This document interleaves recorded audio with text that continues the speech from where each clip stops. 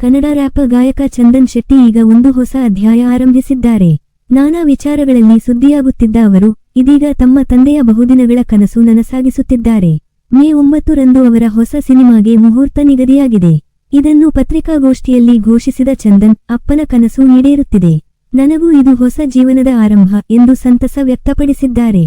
ಚಂದನ್ ಶೆಟ್ಟಿ ಇತ್ತೀಚೆಗೆ cotton candy music ವಿಡಿಯೋದಲ್ಲಿ ನಟಿಸಿದ್ದು, ಆ ವಿಡಿಯೋ ರಿಲೀಸ್ ಆದ ಬಳಿಕ ನಿರಂತರ ಚರ್ಚೆಯಲ್ಲಿದ್ದರು.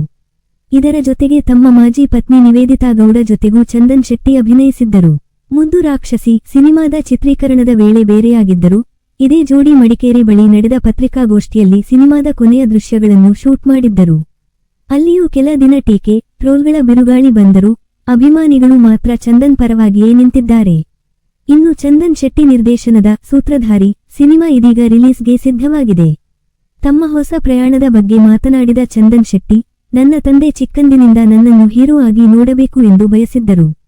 ತಂದೆ ಹಾಗೆ ಹೇಳಿದಾಗಲೆಲ್ಲ ನಾನು ಅದಕ್ಕೆ ನಗ್ತಾ ಇದ್ದೆ. ಆದರೆ ಇದೀಗ ನನ್ನ ತಂದೆ ಅಂದುಕೊಂಡದ್ದೇ ನಿಜವಾಗುತ್ತಾ ಇದೆ. ಮೇ 9 ರಂದು ಅವರ ಕನಸು ನನಸಾಗುತ್ತಿದೆ ಎಂದು ಹೇಳಿಕೊಂಡಿದ್ದಾರೆ. ಸೂತ್ರಧಾರಿ ಎಂಬ ಚಿತ್ರದ ಮೂಲಕ ನಾಯಕನಾಗಿ ಸ್ಯಾಂಡಲ್ವುಡ್ಗೆ ಎಂಟ್ರಿ ಕೊಡುತ್ತಿರುವ ಚಂದನ್, ಈ ಚಿತ್ರದಲ್ಲಿ ಅಂಡರ್ ಕವರ್ ಪೊಲೀಸ್ ಪಾತ್ರದಲ್ಲಿದ್ದಾರೆ. ಇದರ ಬಗ್ಗೆಯೂ ಮಾತನಾಡಿರುವ ಚಂದನ್ ಶೆಟ್ಟಿ, ಈ ಪಾತ್ರ ನನಗೆ ವಿಶೇಷ. ನನ್ನ ಹೊಸ ಬದುಕಿಗೆ ಇದು ನಾಂದಿ. ಈ ಅವಕಾಶ ಕೊಟ್ಟಿರುವ ನಿರ್ಮಾಪಕ ನವರಸನ್ ಅವರಿಗೆ ಧನ್ಯವಾದಗಳು ಎಂದು ಹೇಳಿಕೊಂಡಿದ್ದಾರೆ ಚಂದನ್ ಶೆಟ್ಟಿ.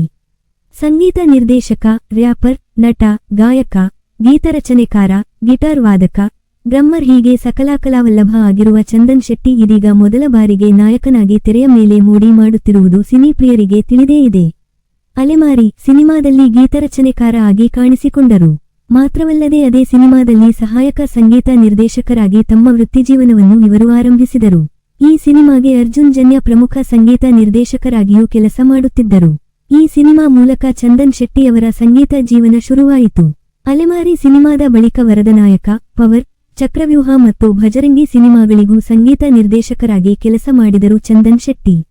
ಮುಂದೆ ಅಪ್ಪುಗೆ, ಸೀಸರ್, ಗಾಂಚಲಿ, ಸಂಜೀವ, ಜೋಶ್ಲೆ ಧ್ವನಿಮುದ್ರಿಕೆಗಳಲ್ಲಿ ಚಂದನ್ ಶೆಟ್ಟಿ ಕಾಣಿಸಿಕೊಂಡಿದ್ದಾರೆ. ಇದರ ಜೊತೆಗೆ 2 ಪೆಗ್, ಚಾಕೊಲೇಟ್ ಗರ್ಲ್, ಟಕಿಲಾ, ನನ್ನ ಪ್ರೀತಿ ಸುಳ್ಳಲ್ಲ, ಬೆಂಕಿ ಎಂಬ ಆಲ್ಬಂ ಹಾಡುಗಳ ಮೂಲಕ ಸಂಗೀತ ಪ್ರಿಯರ ಮನ ಸೆಳೆದಿದ್ದರು. ಇದೆಲ್ಲದರ ಜೊತೆಗೆ ಕನ್ನಡ ಕಿರುತೆರೆಯ ಜನಪ್ರಿಯ reality show Bigg Boss season 5 ರ ಸ್ಪರ್ಧಿಯಾಗಿ ಕಾಣಿಸಿಕೊಂಡ ಚಂದನ್ ಶೆಟ್ಟಿ ಪ್ರಸ್ತುತ ಶೋವಿನ ವಿನ್ನರ್ ಆಗಿ ಹೊರಹೊಮ್ಮಿದರು. ಕಲರ್ಸ್ ಕನ್ನಡ ವಾಹಿನಿಯಲ್ಲಿ ಪ್ರಸಾರವಾಗುತ್ತಿರುವ ಮಾಸ್ಟರ್ ಡಾನ್ಸರ್ ರಿಯಾಲಿಟಿ ಶೋ ತೀರ್ಪುಗಾರರಾಗಿಯೂ ಚಂದನ್ ಶೆಟ್ಟಿ ಕಾಣಿಸಿಕೊಂಡಿದ್ದರು.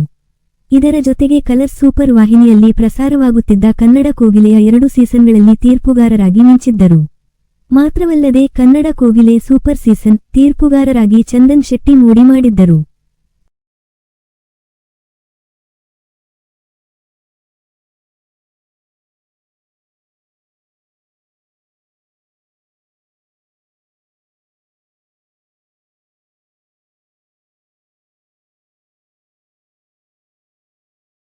खत्म, बाय बाय।